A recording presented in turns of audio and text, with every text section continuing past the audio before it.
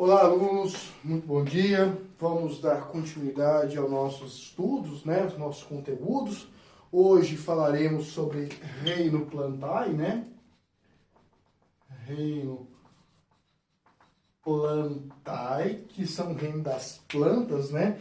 Que também pode ser chamado de reino metáfita, do termo fita, que significa plantas, né? Falamos aula passada sobre reino fungi, né? Tivemos duas aulas sobre reino fungi, uma sobre características gerais, outra sobre reprodução e função. Hoje vamos falar sobre as plantas. Vamos começar falando sobre as plantas, né? E suas características básicas, tá? Bom, como característica básica das plantas, nós temos lá toda planta. Quando eu falo característica básica, é que é encontrado em todas as plantas, não há diferença entre uma e outra. Então, toda planta possui célula eucarionte. Eucarionte.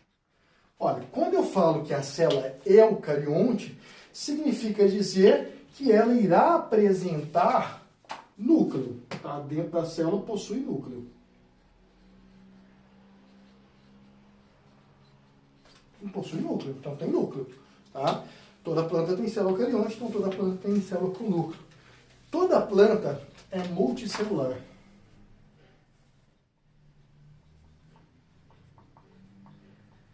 Olha, mesmo as plantas mais pequenininhas, mesmo elas, todas vão apresentar várias células. Não tem nenhuma planta com uma única célula, ser unicelular.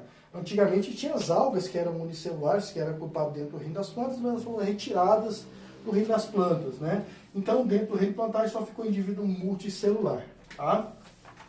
Uma outra característica importante é que toda planta é autótrofo. Autótrofo significa que ela produz o próprio alimento, não é isso? Ela produz como? Como que a planta produz o seu alimento? Ela produz por meio de um processo chamado fotossíntese. Né? Fotossíntese. Tá?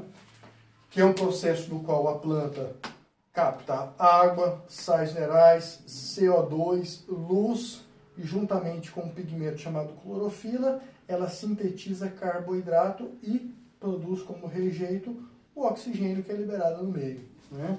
Então, toda planta é fotossintética, né? Todas elas. Tá? E todas as plantas são aeróbicas. Aeróbicas. Significa que ela metaboliza o oxigênio. Ela usa o oxigênio na produção de energia. Professor, mas você não falou que ela libera oxigênio por meio da fotossíntese? Sim. Tá? Uma coisa é ela produzir carboidrato por meio da fotossíntese, outra coisa é a planta produzir energia por meio de respiração celular.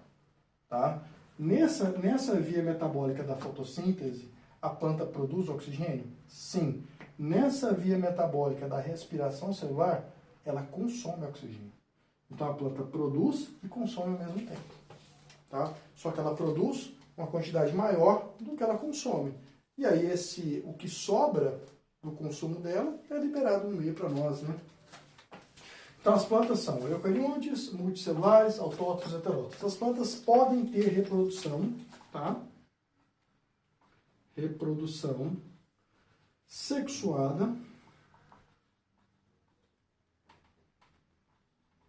Reprodução sexuada. E assexuada. Tem os dois, tá bom? Assexuada. Tá? Então, gente, a planta produz sexuadamente? Reproduz. Reproduz assexuadamente? Também reproduz. O broto, por exemplo, a reprodução por brotamento, que é o caso da mandioca, por exemplo, da banana, de algumas plantas suculentas, que você pode pegar uma folhinha lá e plantar, e dessa folhinha surge um novo broto, a reprodução é assexuada. A reprodução por brotamento é uma reprodução assexuada. Professor, mas e reprodução sexuada? A reprodução sexuada ocorre por meio da polinização, do pólen, né? Então ela tem reprodução sexuada e assexuada. E nessa reprodução, a planta produz, por meio da reprodução, ela produz gametas e ela produz esporos. Ok? Lembrando a vocês que quando a planta produz gametas, ela produz gametas por mitose, então não há variabilidade genética. Então, gametas sempre são produzidos por mitose e não há variação genética. E os esporos das plantas sempre serão produzidos por meiose. E aí vai ocorrer variabilidade genética. Tá? Uma outra característica da planta que diverge das algas, por exemplo, é que as plantas mantêm o embrião dentro do indivíduo matério. Então, embrião dentro do indivíduo materno. Opa, então o embrião fica retido, protegido pela planta fêmea, pela planta feminina, pelo indivíduo materno. Sim, todas as plantas possuem embrião protegido. Então essas plantas são classificadas como plantas embriófitas, tá? O embrião dentro do indivíduo feminino, dentro do indivíduo materno, tá? As plantas, todas elas, todas, vão apresentar alternância de gerações. Alternância de gerações. Alternância. Todas elas vão ter alternância de geração. Professor, o que significa isso? Significa, para completar um ciclo de vida, a planta passa por duas fases adultas. Uma fase que produz gametas e uma fase que produz esporos. E aí nós falamos aí que a fase adulta que produz gametas recebe o nome de gametófito. E a fase adulta que produz esporos recebe o nome de esporófito. Então, para completar um ciclo de vida, eu vou ter duas etapas adultas. Uma etapa chamada de gametófito e uma etapa chamada de esporófito.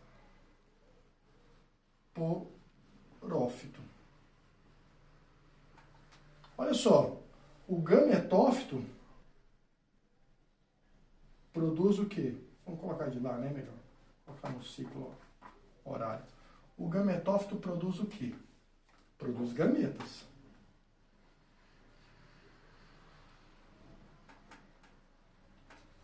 E a união dos gametas gera quem? O esporófito. O esporófito produz o quê? Esporos.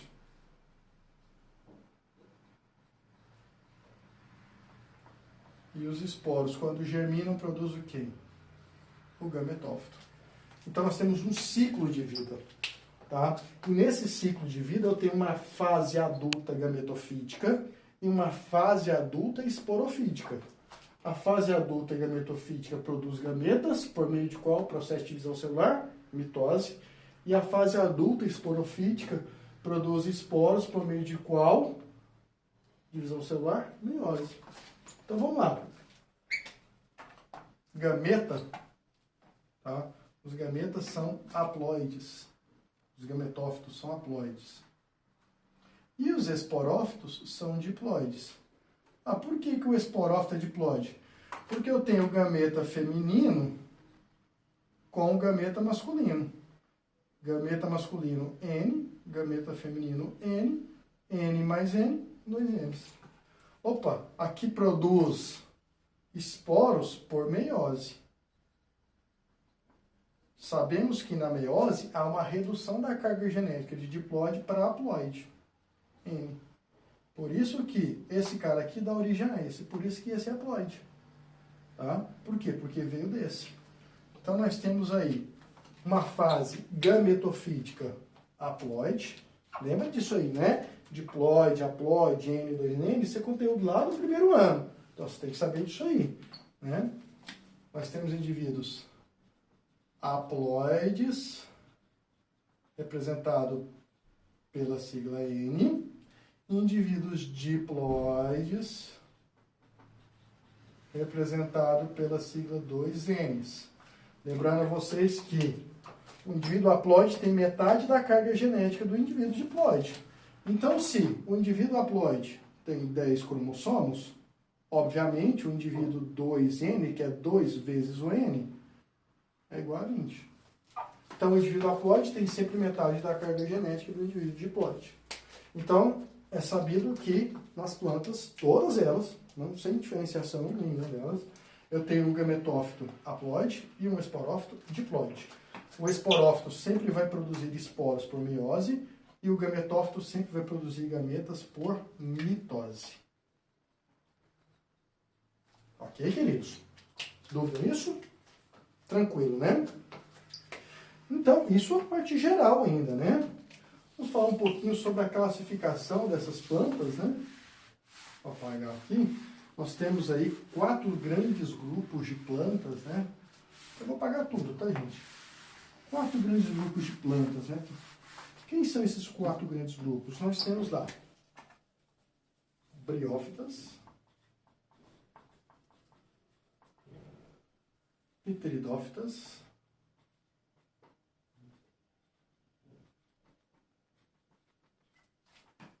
gimnospermas,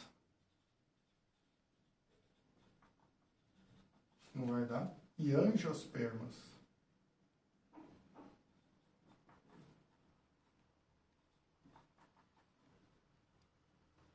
Angiospermas. Nossa, ficou horroroso isso aqui, né? Vamos melhorar. São 4 grandes grupos. Vamos colocar em forma de cladograma, né? 1, 2, 3, 4.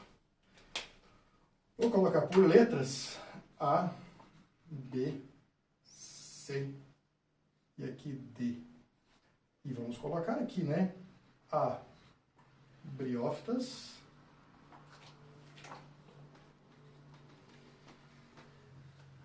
B, pteridófitas. C, gimnospermas. E D, angiospermas. Olha! Briófitas, pteridófitas, gimnospermas e angiospermas. São os 4 grandes grupos, né? O mais primitivo, briófitas, o mais evoluído, angiospermas, né? Esses caras apresentam características básicas. Esse aqui é um cladograma, um gráfico evolutivo, né? Onde eu tenho o indivíduo mais primitivo e o indivíduo mais recente, né? Aqui, como característica básica, clorofila.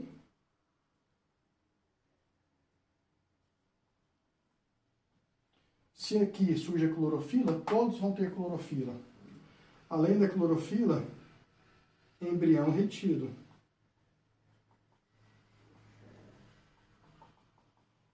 Retido no indivíduo feminino. Então, se o embrião retido dentro do indivíduo feminino surgiu aqui antes do primeiro grupo, então todos vão ter lá para frente. Então, todos têm o embrião retido no indivíduo feminino. Então, todos são classificados como plantas embriófitas. Né? Todas elas são embriófitas. Tá? Opa! Aqui surge uma outra característica evolutiva que A não tem, mas B, C, D tem. Que é o quê? Vasos condutores. Condutores de seiva. Tá? Então, aqui os nutrientes passam de célula por célula. Aqui os nutrientes passam por um tubo, por um vaso condutor. Nós temos o xilema e o floema, são 2 vasos condutores. Toda aquela planta que apresenta vaso condutor é classificada como traqueófita. Aquela que não tem é classificada como atraqueófita. Então, ó, o vaso condutor surge aqui, significa que B, C e D tem. Então, B, C e D são plantas traqueófitas. Traqueófitas apresentam vasos condutores, né? Olha, a partir daqui, ó, surge uma outra característica, que eu vou colocar em vermelho, acho melhor, que é a presença de semente. Semente. Quem é que tem semente? A partir daqui, só o C e o D. Toda planta que tem semente é chamada de espermatófita, classificado, né? Então, espermatófita. Quem são as espermatófitas? Somente C e D. Somente gimnosperma e angiosperma, né? Bom, aqui surge também o pólen, né? Aqui surge o pólen.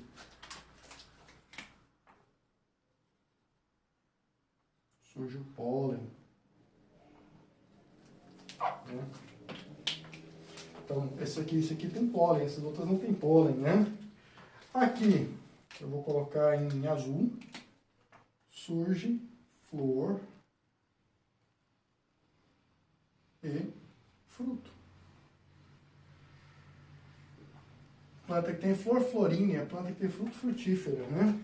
Olha, quem são as plantas frutíferas e que apresentam flor? Angiosperma. Então, toda planta que você vê por aí que tem flor e fruto é quem? Angiosperma. Tá? O resto não tem flor nem fruto. Tá? Briófitas são os famosos musgos, né?